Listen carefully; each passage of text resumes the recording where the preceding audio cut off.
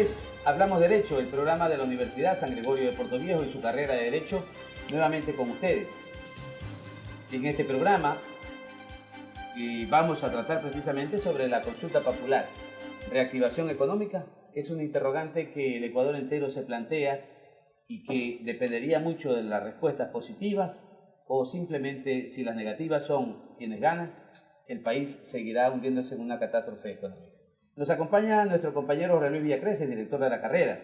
No nos acompaña el día de hoy el doctor Alberto Vélez, quien lamentablemente por asuntos de fallecimiento de su padre no ha podido estar acá y expresamos nuestras condolencias. El invitado de este programa es un hombre dedicado por entero a la actividad privada. Es el principal del grupo PIH, que se dedica a la pesca, a la industria y a la construcción. Ha sido presidente de la Cámara de Construcción, ha sido el vicepresidente de Atunec, fue también el primer gerente que tuvo la empresa de agua potable de Manta, ha sido también gerente de la Autoridad Portuaria de Manta, desempeñó también las funciones de diputado por Manabí. Me refiero al ingeniero Raúl Arturo Paladines Basurto, con quien vamos a hablar. Un hombre que tiene un conocimiento vasto sobre el tema político y obviamente también sobre el sector empresarial, que tiene que ver mucho con el tema respecto de la reactivación económica. Jorge Luis, bienvenido.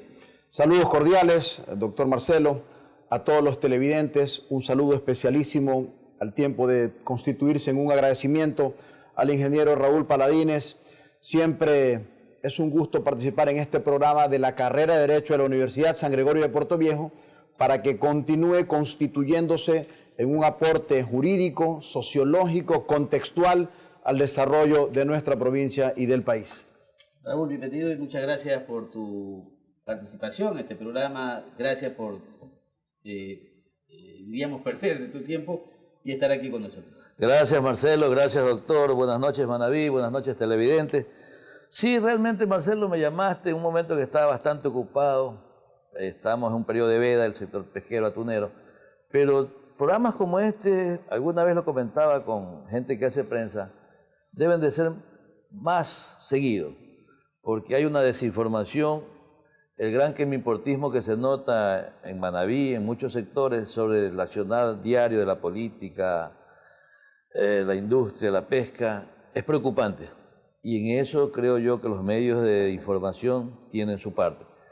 Yo veo a veces mucha propaganda, mucho programa hueco, fatuo, y los problemas de fondo no se lo está tratando. Te felicito y ojalá, espero que estos programas continúen con más frecuencia. Muchísimas gracias. Pues creo que eres un hombre conocedor, tal como lo dije en tu presentación, y justamente hay algo que tiene una mixtura en lo político y en lo económico. En lo político porque has desempeñado funciones de diputado, has estado y estás en un partido político que ha sido un referente en la política nacional. Y el tema de la consulta popular, que es un tema que nos aprestamos los ecuatorianos en los próximos días, el 4 de febrero, a votar por el sí o por el no a 7 preguntas que ha hecho el presidente de la República. Un presidente de la República que jamás en la campaña hacia esa dignidad habló de una consulta popular. Las circunstancias lo obligaron a hacer estas preguntas luego de una serie de diálogos que él mencionó. Sin embargo, hay muchos sectores que sostienen de que las preguntas no responden a todo lo que el Ecuador planteaba. Pero frente a ello, muchos nos decimos, estas preguntas responden realmente a la posibilidad de que el Ecuador se reactive económicamente, y en ese punto quisiera hacerte esta consulta, puesto que el Ecuador entero ha escuchado al presidente que después de la consulta vendrá un verdadero plan económico que reactive la economía ecuatoriana.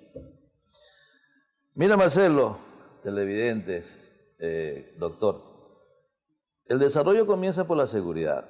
Si hay seguridad jurídica, las cosas avanzan. Y ya el gobierno actual, el haberse hecho eco de cambios que se necesita la sociedad ecuatoriana, ya es bastante. Independiente que en las 7 preguntas esté consolidado lo que se aspira, falte o sobre, ya el mero hecho de haber abierto las puertas al diálogo nos dio una fortaleza a los sectores productivos, porque antes nadie nos escuchaba. Como estábamos ricos con el petróleo, con el pescado, el café, nada importaba, solo... Entonces, ya eso fue un efecto positivo. Ese efecto positivo se ha ido generando tanto dentro del país como afuera. Nosotros que tenemos nuestra actividad, la cual pues el 95% de lo que producimos va a Europa y Estados Unidos, desde allá nos llegan buenos vientos de que el país está cambiando y va a cambiar para bien. Lamentablemente ciertos tips que en su momento en las discusiones con el gobierno de las famosas mesas de diálogo no se pusieron en mesa, yo aspiro que se pondrán pronto, pero la consulta como el primer paso del gobierno ha sido positivo. La percepción que se tiene en el exterior por tus relaciones comerciales, por tus actividades empresariales, ¿es entonces positiva? ¿Consiste realmente en que se observa, se ve desde afuera que hay seguridad jurídica en este gobierno a diferencia del anterior? Se ha comenzado bien y el paso de escuchar a los interlocutores es bastante. Eso no pasa en gobiernos como el de Venezuela, Nicaragua, Bolivia. O sea, ya ese cambio nos pone en otro nivel fuera. Antes de este gobierno nosotros estábamos encasillados en los 4 o 5 malos, hablemos con Nicaragua, Venezuela, Bolivia. Hoy día no, hoy día ya nos comienzan a ver del otro lado. Y con mi formación política, un hombre de principios de derecha, de progreso en libertad, o sea, vamos coincidiendo porque este país, y creo que todos los países que se desarrollan es en función del trabajo, en libertad, en orden, con seguridad jurídica. Entonces, de ahí de las 7 preguntas, hay unas que son, como dicen nuestros campesinos, a la vena, son necesarias, profundas, como la no continuidad, la no perpetuidad en el gobierno, por ejemplo, eso es necesario. La pregunta sobre... Ya lo iremos analizando. Jorge Luis, tenía una inquietud para... Contextualizando siempre, en alguna medida, desde una perspectiva académica que nos merece atención a nosotros, esta consulta popular en el contexto de la reactivación económica, entendiéndose, por supuesto, la política como una herramienta de bienestar y no como otra cosa. Usted ha dicho, se sienten interna y externamente vientos de cambio y aquello es positivo, pero las 2 preguntas que surgen inmediatamente es, primero, estos vientos de cambio que son halagadores, ¿son suficientes después de ya algunos meses al frente del gobierno en políticas prácticas de reactivación económica en primer lugar? Y en segundo lugar, esta consulta popular, que no deja de ser política, pero contextualizada en la necesidad de la reactivación económica, ¿no implica que la política o el resultado político de la consulta ponga en riesgo esto que sí debe ser una aspiración de fondo de esta reactivación económica a partir de una nueva visión de la economía? Ahí hay un detalle. No se olvide usted, no nos olvidemos ecuatorianos que tenemos 10 años y medio casi con un gobierno prácticamente dictatorial. Ese cambio de 10 años a pretender hacerlo inmediatamente, tanto económico como político, no es fácil. Aquí viene la parte nuestra, la parte de los ecuatorianos, la parte del ciudadano. Creer y dar su tiempo prudencial a que los cambios vengan. Porque si en 10 años nos tiraron abajo 180 años de república, en 6 meses, un año, no podemos corregir ese error. O sea, yo creo que el paso es acertado. Como usted dice, conceptualmente es acertado. Los resultados que se están dando son lentos. Coincido con usted y creo que mucha gente ahorita ya comienza a tener cierto nivel de duda. Pero el ecuatoriano tiene que también poner de su parte.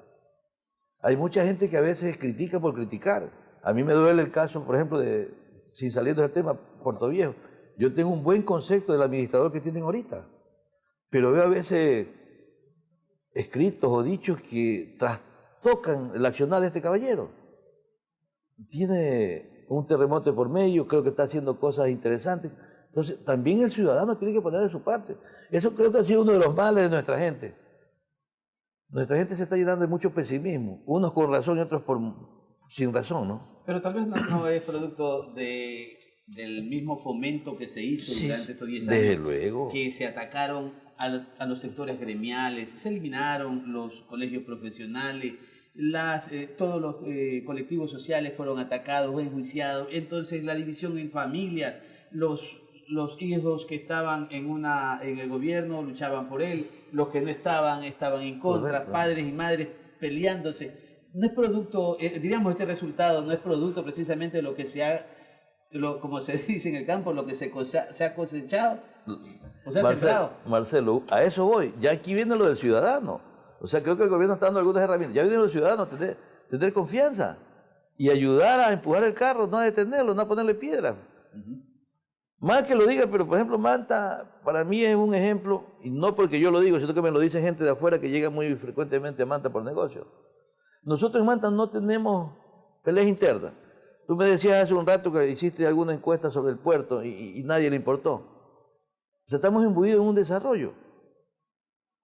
Y ahí no hay pelea, pues ahí el Congreso anterior, pues habíamos diputados de 4 frentes. Y los 4 trabajamos en función de 2 o 3 leyes que necesitábamos para desarrollar Manabí y Manta. Conseguimos la Secretaría de Pesca, ahora es Ministerio, unido. Pero aquí yo no veo eso. O sea, lo nuestro es unión. Sin unión, mi querido Marcelo, mi querido doctor, seguiremos hasta las calandras griegas quejándonos. Yo creo que al final en eso estamos de acuerdo y la tendencia de la academia es precisamente a través de estos espacios a fortalecer canales y puentes de comunicación entre diversos sectores en áreas del bien común, que es lo que todos esperamos.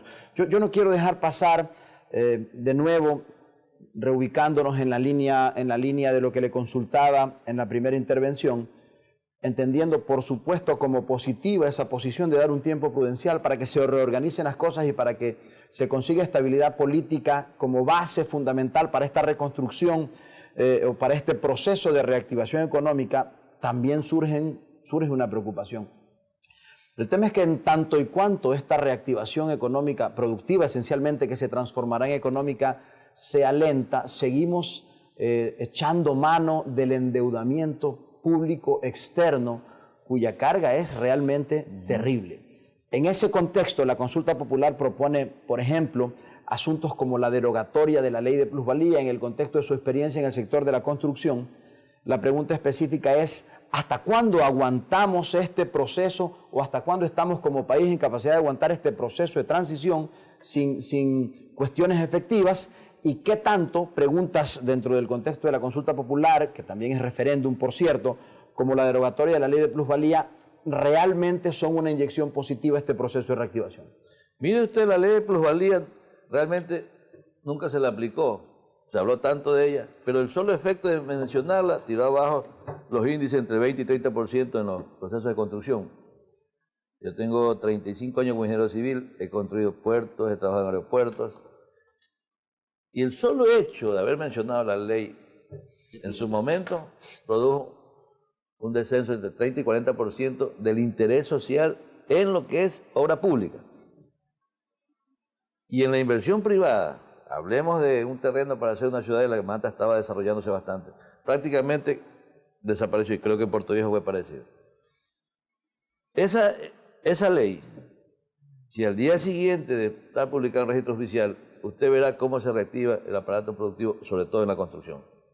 Porque hay capitales, intereses, tanto internos como externos, que están esperando tener lo que hablábamos antes.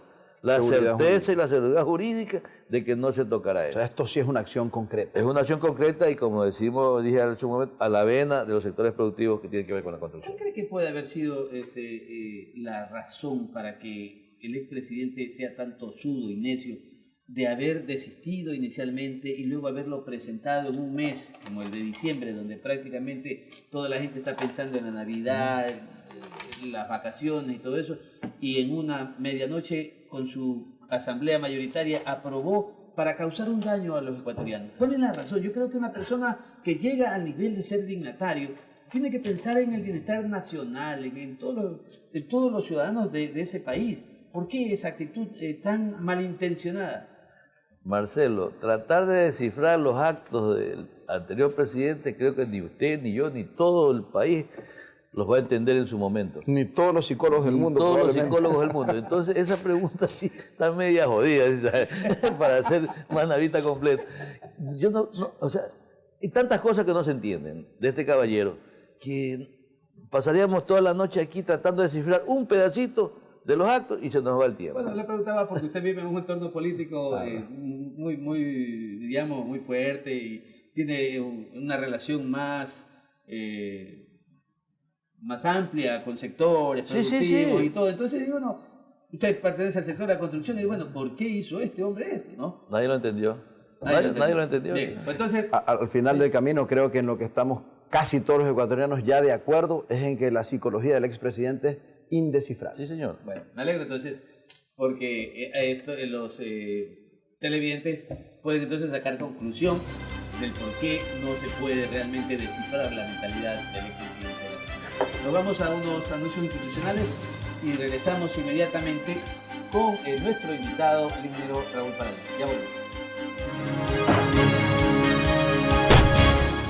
El Departamento de Bienestar Universitario de la Universidad San Gregorio de Puerto Viejo te ofrece los servicios de orientación y acompañamiento, trabajo social, secretaría, servicio médico, odontológico, psicológico y de enfermería. Departamento de Bienestar Universitario, Universidad San Gregorio de Puerto Viejo.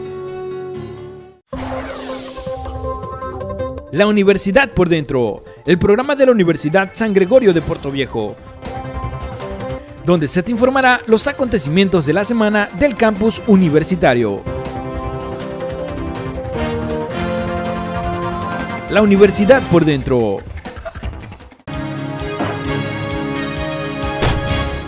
Volvemos con nuestro invitado en este programa Hablamos Derecho de la Universidad de San Gregorio. El ingeniero Raúl Paladines está con nosotros y un hombre que por su característica de constructor pues tiene un conocimiento pleno de esto y algo que está en estos días en boga es precisamente el tema del endeudamiento económico, cuyo monto no es oficial. El presidente de la República dijo inicialmente que eran 56.000 a 57.000 millones, luego un ministro dijo que no, que era prácticamente 26, como prácticamente corroborando lo que ha señalado el expresidente de la República. Pero lo que sí es claro es que con esa evidencia del monto elevado de la deuda pública, como que se fue desinflando esa imagen que en el Ecuador tuvo durante muchos años Rafael Correa, de que era un gobierno de desarrollo, de prosperidad, de que era realmente progreso.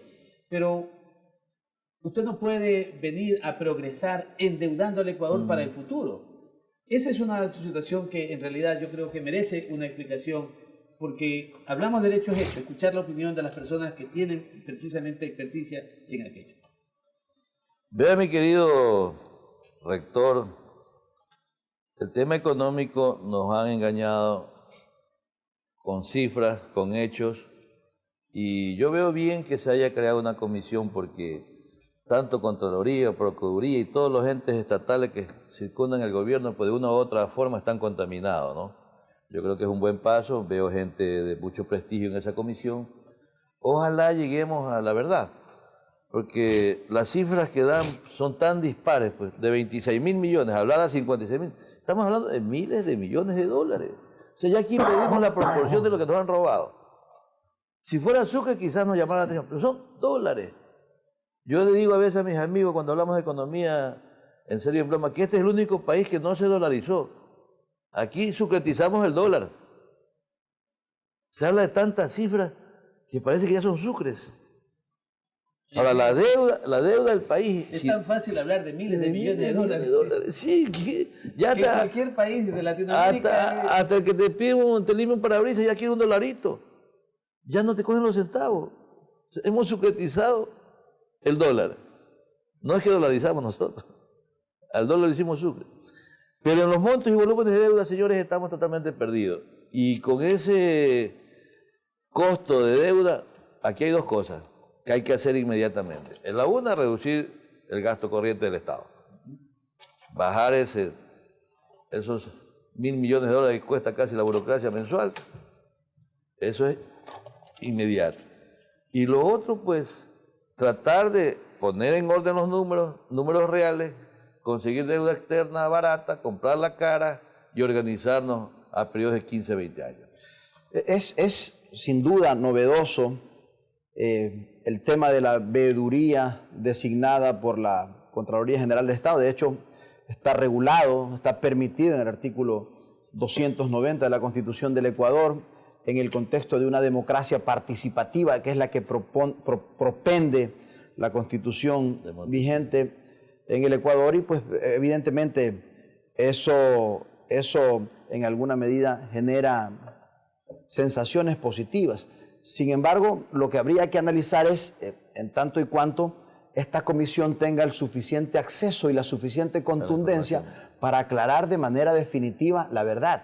En ese contexto, y en el contexto, insisto, de la realidad política del Ecuador, ¿qué tan factible es que una comisión de esta naturaleza, que tiene legitimidad constitucional, pero limitaciones operativas desde el punto de vista legal, pueda descifrar este entramado, que es una forma de corrupción, el engañar al país en lo que tiene que ver con la deuda pública? Entre paréntesis, ingeniero, porque me gustaría su comentario al respecto, esto contribuye a la necesidad de la alternabilidad en la presidencia de la República, porque resulta que hasta el último día del gobierno teníamos una deuda pública formal por los canales oficiales, y 24 horas después teníamos otra, lo cual prueba de manera contundente la capacidad de manipulación de información por parte de la administración pública, de la presidencia de la República, del Ejecutivo, y por supuesto la influencia que esto tiene sobre todas las realidades del país. ¿Cómo entendemos toda esta perspectiva, ingeniero?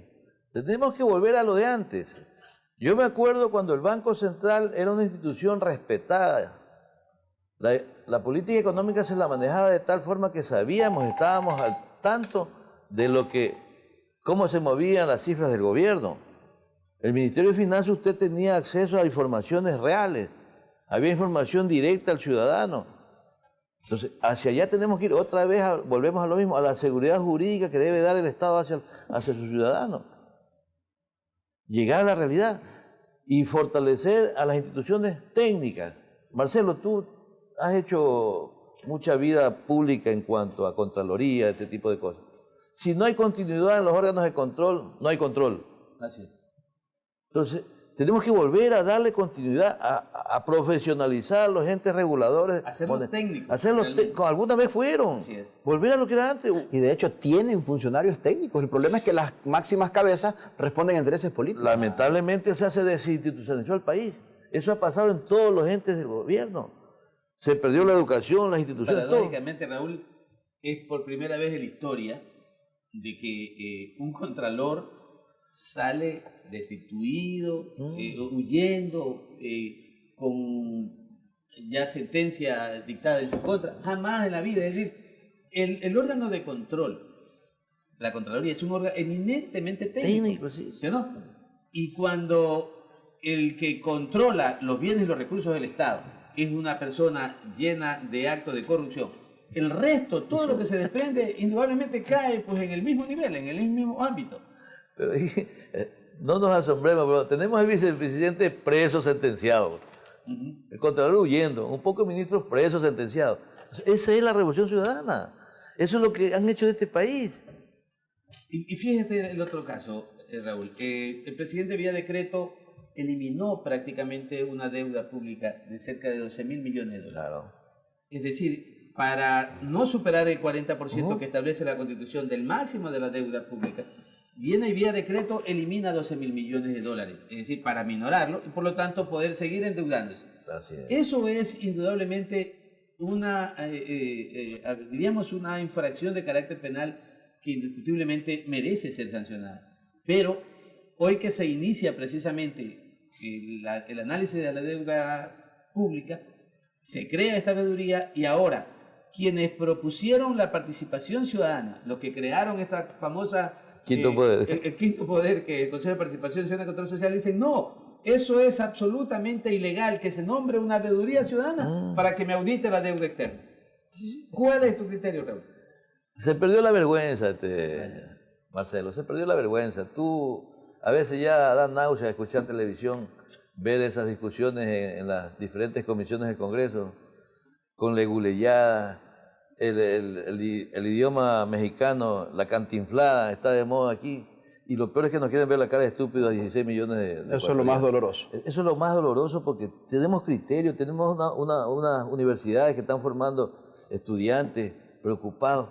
Y pensar que esa es la dirigencia que tenemos en el país. O sea, aquí no se ha perdido una década, aquí hay que rescatar una generación. Tenemos que comenzar a través de la escuela, porque las universidades las politizaron tanto, con algunas excepciones desde luego, que también pues, pusieron rectores que no tienen capacidad ni para ser conserjes. Pues, aquí tuvimos, Marcelo. Entonces, yo me eduqué en la Universidad Central, ya hace algunos años, La Universidad Central es la cuna del pensamiento del país, como lo era Guayaquil en la costa, como era la de Loja. Hoy día, ¿qué son las universidades? Hace años no veo muchachos en las calles con un cartel reclamando algo. Ustedes, nosotros peleamos en su momento por Manaví, por tantas cosas. Mataron hasta el ímpetu revolucionario de los muchachos. Con el membrete de revolución. Imagínate, o sea, la revolución mata la idea. ¿A dónde hemos llegado? No podemos, hablando de reactivación productiva, no tocar el problema de las cargas impositivas, temas tributarios. En ese contexto de las cargas impositivas, de las reformas propuestas ya por el nuevo gobierno, y seguimos hablando a partir de este contexto político de la verdadera necesidad de bienestar, a partir de la reactivación productiva y como consecuencia lógica la reactivación económica, ¿cómo recibe la empresa privada a la que usted representa de manera contundente esta nueva perspectiva de cargas impositivas, los impuestos que se han mantenido, las reformas relativas al anticipo del impuesto a la renta, el aumento del impuesto a la renta para determinados segmentos? ¿Cómo lo reciben en este contexto de la reactivación? Mira, hay paliativos muy pequeños, muy pequeños. Nuestro planteamiento es entre menos impuestos, más desarrollo. Los países que crecen tienen un solo impuesto, dos impuestos a todo lo que se mueve y listo, pues no. Pero aquí ponemos impuestos por todo. Entonces, hay paliativos interesantes, pero no se llega a las necesidades reales. Y seguir manteniendo impuestos a la salida de capital es una locura, porque así como impones el capital de entrada, le pones el capital de salida. Entonces, es una ilógica, ¿no? Ya, impuesto a la renta. Anticipo el impuesto a la renta. Nos ha tocado pagar impuesto a la renta que nunca llegó, pues.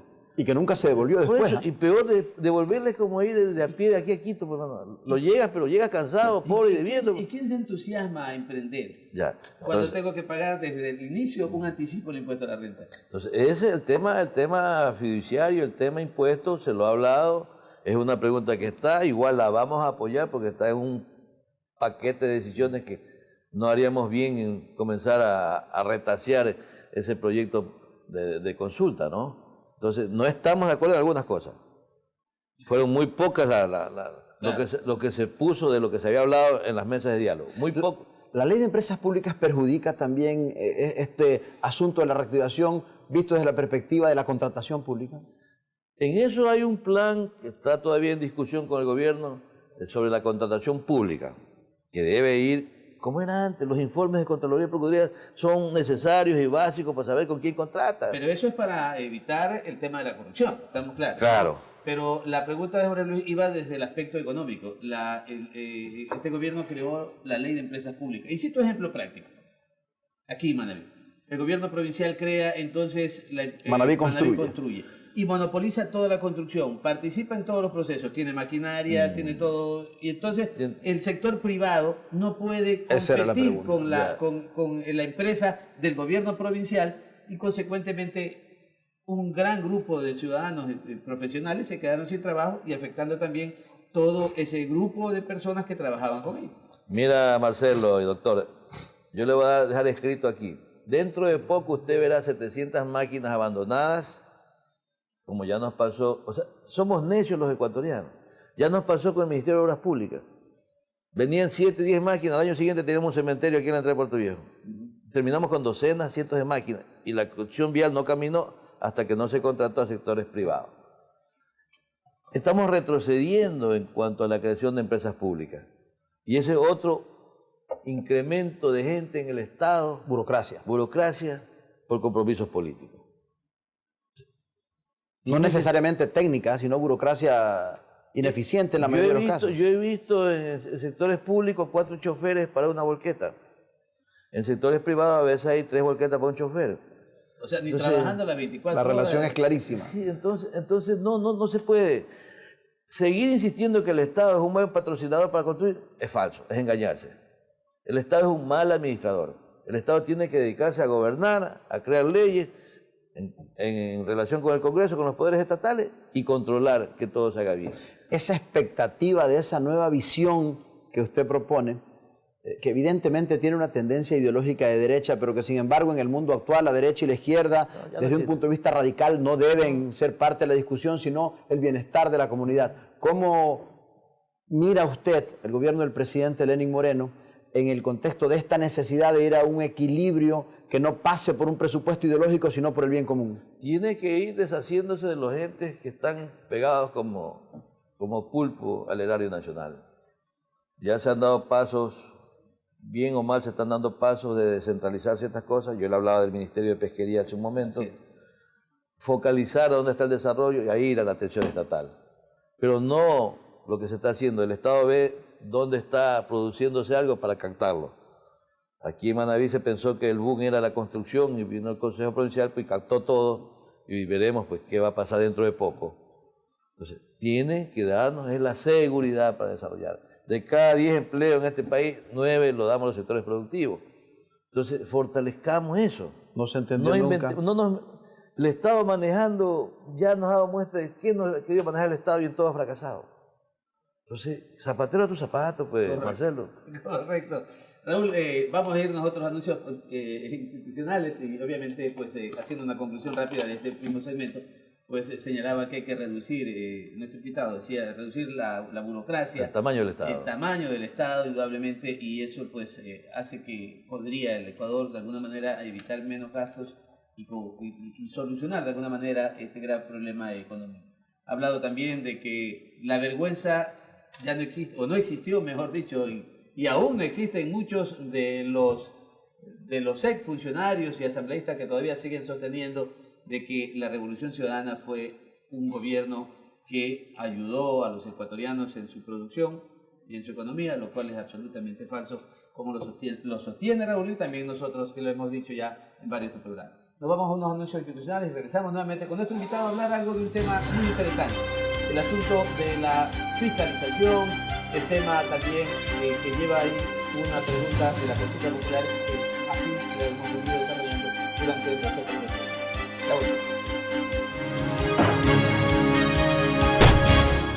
El Departamento de Bienestar Universitario de la Universidad San Gregorio de Puerto Viejo te ofrece los servicios de orientación y acompañamiento, trabajo social, secretaría, servicio médico, odontológico, psicológico y de enfermería. Departamento de Bienestar Universitario, Universidad San Gregorio de Puerto Viejo.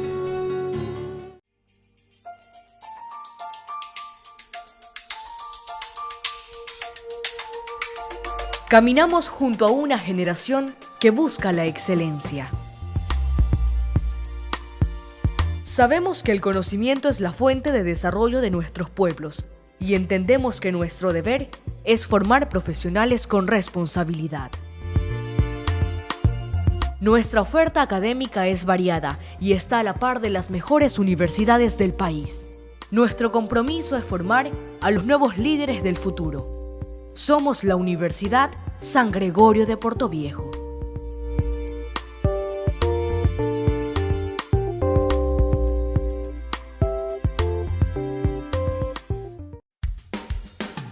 ¿Sabía usted que el cáncer de boca es tan agresivo como cualquier otro, pero que puede ser detectado y tratado con un chequeo a tiempo? El Centro de Investigación de Patología Bucal de la Universidad San Gregorio brinda este servicio a la comunidad, con equipos de última tecnología, y procesa las muestras de tejidos cuando el caso lo exige. Desde 2013 han sido detectados una decena de casos de cáncer y muchos otros han sido tratados con buenos resultados. Tómese un tiempo y acérquese de lunes a viernes al Centro de Investigación de Patología Bucal. Un chequeo temprano puede hacer la diferencia. Universidad San Gregorio. Experiencia, confianza y calidad académica.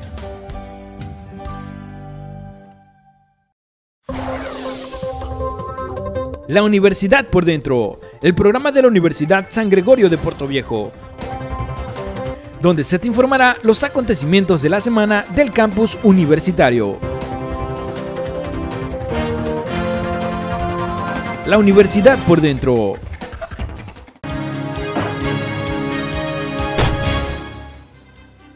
Volvemos en el tercer segmento con nuestro invitado, Raúl Paladines. Es un hombre que con una extremada cultura y conocimiento ha explayado en cada una de las preguntas que, sobre todo en el ámbito de la construcción, puesto que es una de sus ramas en la que se desenvuelve, ha dado esa certeza y esa percepción la deben también tener los televidentes. Pero vamos ya entrando un poco más en este tercer segmento al tema político, que también pues otra de las virtudes de Raúl. Ha sido diputado, estabas dirigiendo el Partido Social Cristiano, Sí, no sé, señor. estás al frente, Sí, ¿no? señor. Sigue al frente del Partido Social Cristiano. Entonces, frente a ello, surge una pregunta. El gobierno anterior jamás dialogó con nadie. El presidente Lenín Moreno hoy habla de consultas. Muchos detractores del presidente Moreno dicen que esta consulta no tiene sentido, no hay razón, porque se está destruyendo todo lo que se había construido. Los sectores de oposición al gobierno anterior han dicho sí al diálogo, porque a través del diálogo puede lograrse. Sin embargo, también las cámaras de construcción han dicho que el diálogo prácticamente ha sido infructuoso porque no se ha logrado lo que se ha buscado. Frente a ello, ¿es o no conveniente mantener este diálogo, seguir profundizando hasta lograr realmente los objetivos nacionales por el bien de todos los ecuatorianos? Marcelo, el diálogo puede ser molestoso, hostigoso, cansón, pero en el fondo es diálogo. Y dialogando llega un momento en que tú te entiendes. En cambio, los mudos no hablan y no se entienden. Entonces, yo sí creo, yo soy un ferviente amante del diálogo, que las cosas van a caminar. Van a caminar, hay pasos certeros, muestras de que van a caminar. Los sectores productivos, tanto construcción, pesca, industria, porque nos toca andar en algunas de estas cosas, estamos pidiendo al gobierno eso, que ponga gente técnica en los ministerios respectivos. En algo por eso estamos de acuerdo con la ministra que puso en pesca, una señora que está relacionada a la actividad, para tener un diálogo directo. Porque a veces también cuando uno propone, resulta que el grupo que nos viene a consultar o a escuchar, ya cuando vamos a Quito ya los han votado. Entonces, en eso también hay que recalcarle al gobierno que hay que consolidar los entes técnicos. Los entes técnicos, llámese a través de la academia, que tengo mis dudas porque la academia está bien desmotivada o desmembrada.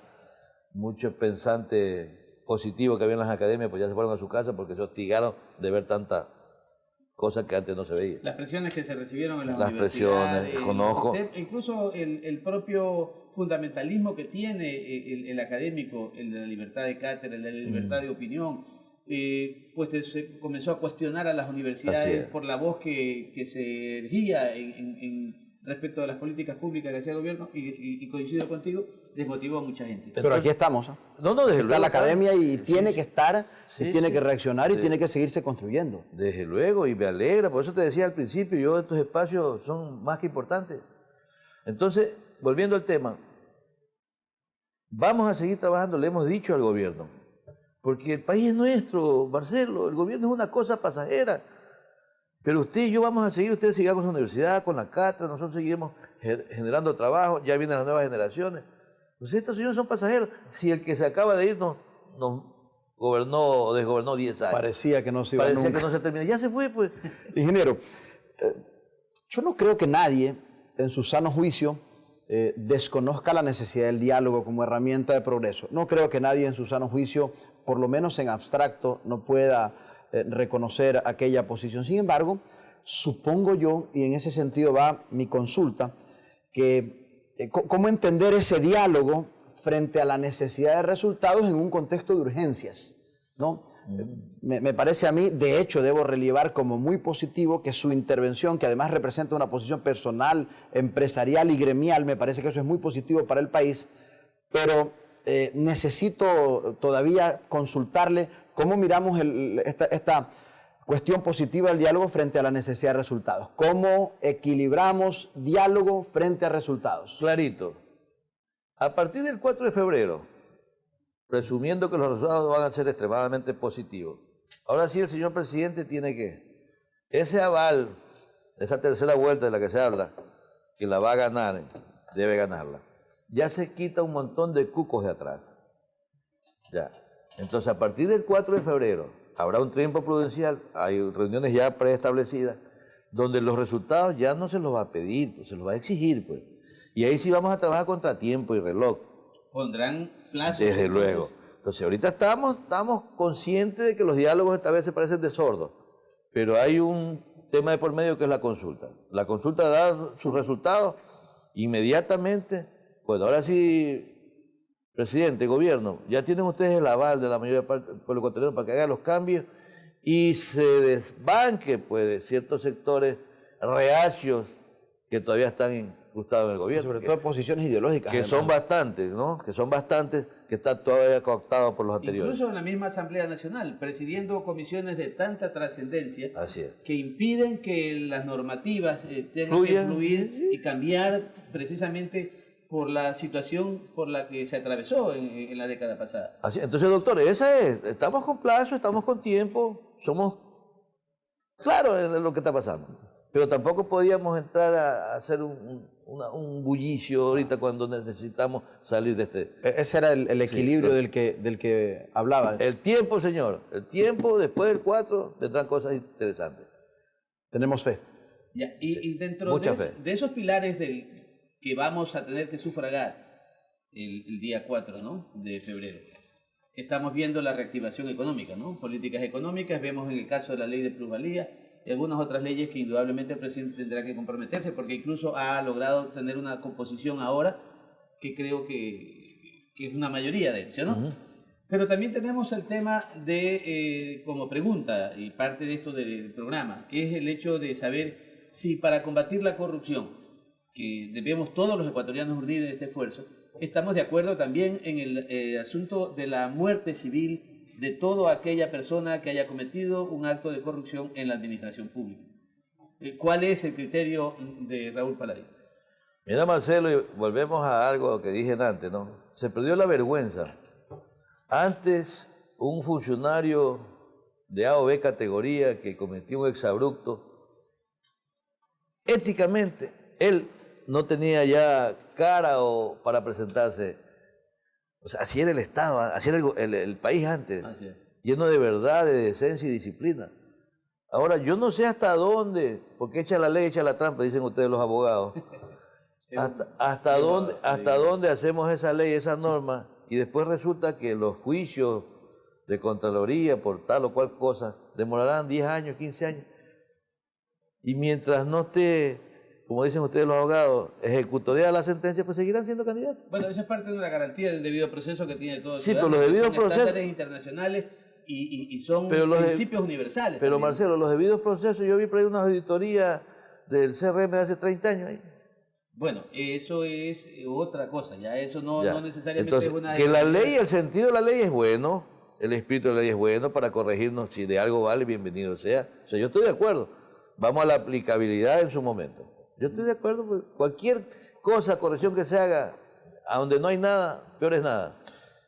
No hay, como bien decía el doctor Marcelo, no hay reactivación productiva ni reactivación económica si no hay seguridad jurídica, usted lo mencionaba, y en ese contexto la corrupción es un elemento trascendental, porque la corrupción no solamente que genera un perjuicio directo, sino que desmotiva, y no solamente desmotiva la inversión, sino que desmotiva la cultura del ciudadano y lo hace llegar a percibir inclusive una suerte de estabilidad en el estado de corrupción. Así que como pueblo terminamos aceptando la corrupción como un problema normal, transformándose ya en un problema cultural. Ahí está el trabajo de la academia.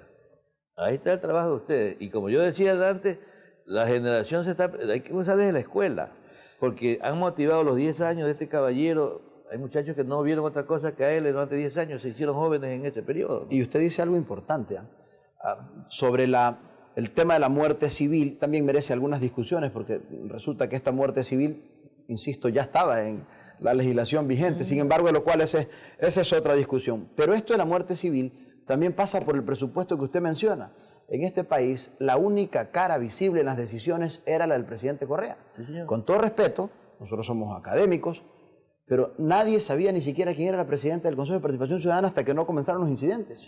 Así que si usted se encuentra, no hablo de ella, por supuesto, pero con algún funcionario de tan alta jerarquía como este ejemplo, en un BMW, y usted ni siquiera la conoce, ¿cómo hace fiscalización? ¿A quién le reclama? ¿Cómo ejerce su derecho a reclamar a través de no votar más por esta gente si nadie los conocía? O sea, ese es uno de los problemas de esta suerte de autocracia vedada que evidentemente todos podíamos, o todos sentíamos aunque nadie lo decía. Pero ese contexto del Consejo de Participación Ciudadana nos lleva a la pregunta relativa de la consulta, relativa a este cese de los miembros del Consejo de Participación Ciudadana y sobre todo al nombramiento de este Consejo de Transición con amplísimas facultades que genera preocupaciones en algunos sectores. ¿Cómo mira Raúl Paladines este escenario? Le voy a decir con un dicho muy manavita, el flojo no cuenta hazaña, el que no se moja no cruza el río. Todo en la vida es riesgo. Si nos vamos a poner a pensar que el que viene va a ser peor que el que está, pues entonces dejemos lo que está, pues. O sea, que se vayan, correcto. Y el presidente, ya con ese aval del pueblo que le va a dar en la consulta, pero ese aval también, pues, hoy día puede ser positivo, mañana puede ser negativo. Si el presidente hace un Consejo de Participación Ciudadana lleno de gente parecida a la que está yéndose, o la que ocupó, yo le garantizo que en 30 días, a más tardar, habrán 20.000, 30.000 personas en las calles de Quito gritando fuera Lenín. Pues. Y hasta aquí los pasos que veo el señor, ciertos son muy acertados, muy pensados.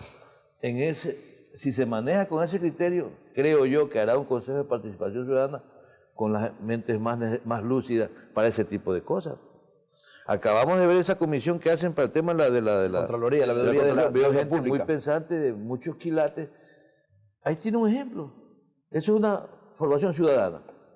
Sí. Que el gobierno haga algo parecido con gente que realmente vaya representando en ese comité, en el Consejo de Participación Ciudadana.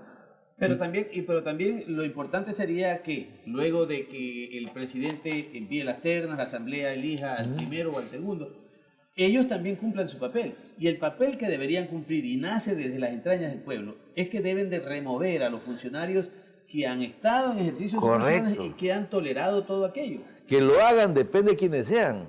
Si vamos a poner los mismos, no van a remover a nadie. Claro. Eso, allá voy, el encogitamiento que debe hacer el presidente del gobierno de estos caballeros debe ser de acrisolada honradez y que vayan directamente a la avena a cortar el mal de raíz. Pero el riesgo lo vamos a correr, o sea, todo es riesgo. Yo sí tengo fe que lo hará con la mejor de la gente. Inmediatamente salta una duda. En ese mismo contexto de la independencia de las funciones del Estado, así como de manera especialísima esta función de control, pero en ese contexto de la independencia de las funciones del Estado, cuestiones como la prisión del vicepresidente de la República, ¿nos garantizan ya independencia en todo esto que tiene que ver con la administración de justicia? No, yo no creo eso. Yo lo que he visto este proceso y lo he seguido muy atento es que quien lo condena al señor Glass es la bendita pública. Fue tal la presión de la bendita pública. Ahí no es que el juez actúe en derecho, el fiscal, no. No aguantaron la presión. Era tal la presión de ustedes, la prensa, los ciudadanos. Eso es quien condena a Glass. Y ese mismo proceso tenemos que llevar contra los otros. Ojalá la justicia vaya dando muestras de que hay independencia. Y no sea solo un chivo expiatorio para bajar la presión de la cabeza del turco. Entonces, mire usted el efecto de la prensa. Ahora, cómo tanto dato de prensa que se fue hasta sentenciado, censurado, pues hoy día resulta que son... Todo ha sido cierto. Justamente con lo que están condenando a los bandidos, pues no. Así es. Pero que incluso llegó del exterior, ¿eh? Sí. No es ni siquiera que ha surgido acá. Una pregunta antes de concluir este segmento. ¿La trama de Odebrecht es una pequeña cosa o es la gran mancha de la corrupción? No, pues eso... ¿Cuál es tu percepción? Alguien dijo que eso es para las colas, pues. Eso no alcanza ni para las colas. El boom está en el petróleo. Es ahí donde el billete está en el petróleo. Vean, solo de los 4 o 5 dólares por barril diario, exportamos 500.000 barriles diarios. Ajá. Y la diferencia es 4 o 5 dólares por barril. 2, 3 millones de dólares diarios. Y eso lo sabíamos hace tiempo que se estaban llevando. Diario, señores. Pero ya han pasado 7 meses. Ya hay un ministro de Finanzas, un gerente de Petroecuador y no se ha visto absolutamente nada de una denuncia respecto de aquello. Bueno, de lo que he visto, el actual gerente pues está tratando de renegociar lo que le han dejado negociar.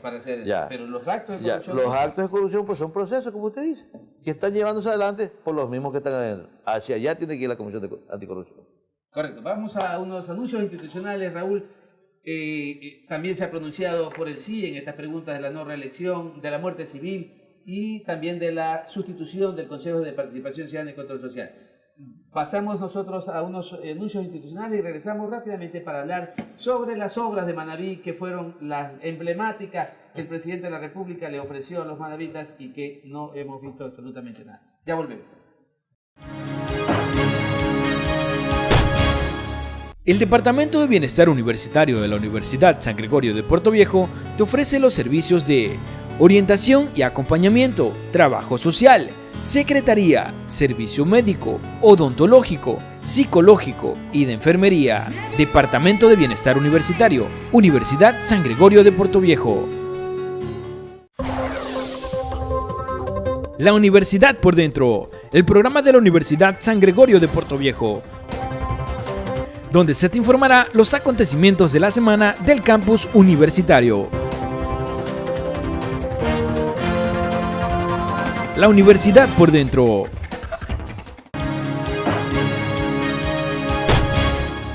Volvemos en este último segmento con nuestro invitado Raúl Paladines.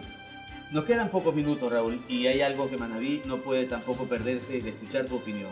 Estás muy metido en el tema, el puerto de Manta. Agunza lo recibió por 40 millones y los manteses, como te decía, entre el micrófono, y se han quedado dormidos y no han cuestionado en nada el contrato de concesión, que es un contrato que adolece de muchísimas fallas y obviamente se debe pedir la lesividad, pero si no hay ese entusiasmo, ¿qué se va a lograr? El aeropuerto de Manta sigue realmente siendo una pequeña cosa que realmente no justifica su membrete de aeropuerto internacional. Tenemos la refinería del Pacífico. ¿Habrán inversionistas o no? ¿Qué hacer en ese terreno? ¿Qué lograr entonces para el desarrollo de obras que son realmente emblemáticas para Manabí? A ver, comencemos por el puerto. Muy bien. Mira, la concesión del puerto de Manta le hizo más mal que el terremoto a Manta. Así de claro.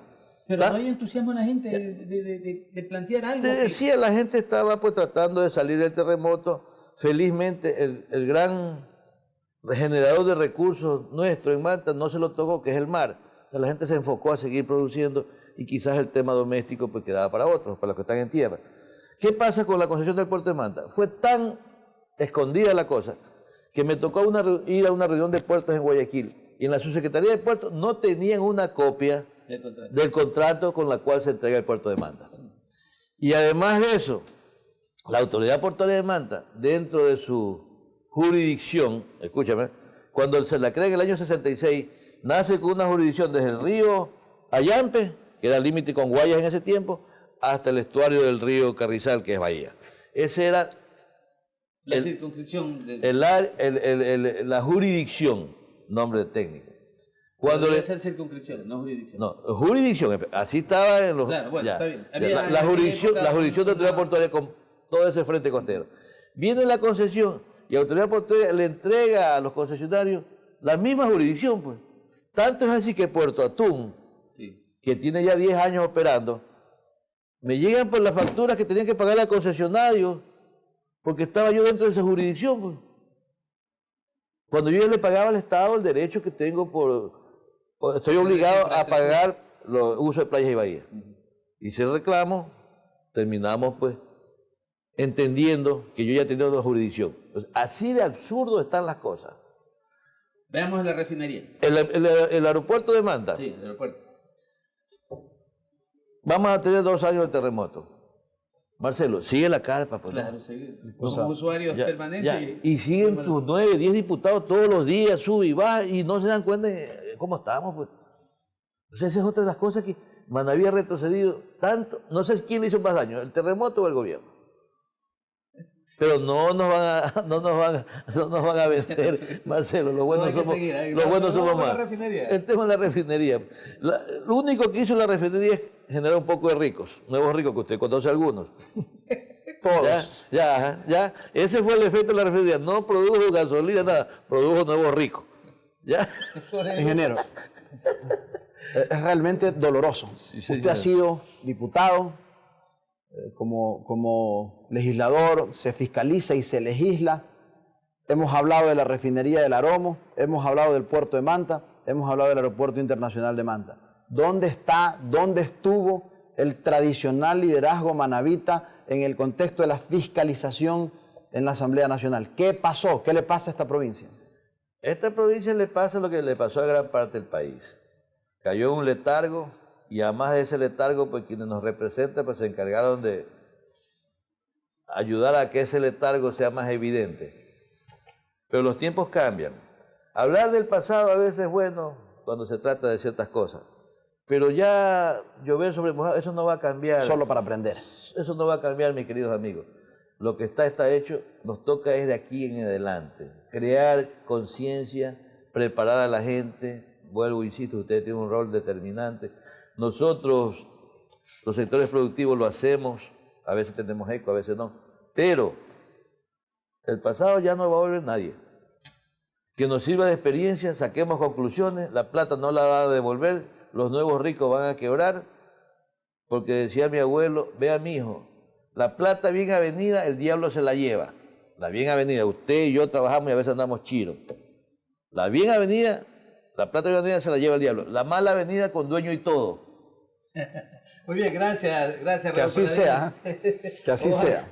Ojalá que podamos realmente, digamos, observar que se cumpla la profecía que menciona Raúl. Bien, gracias Raúl por tu presencia. Has señalado que al final nos queda un interrogante. ¿Quién hizo más daño a Manabí, el gobierno o el terremoto? Pues bueno, ustedes pueden analizarlo. Seguimos con obras inconclusas que fueron las grandes faraónicas que planteó el gobierno, que realmente son necesitadas por todos los manabitas, pero no se ha logrado conseguir. Muchas gracias, don Luis, por apoyarnos en este programa.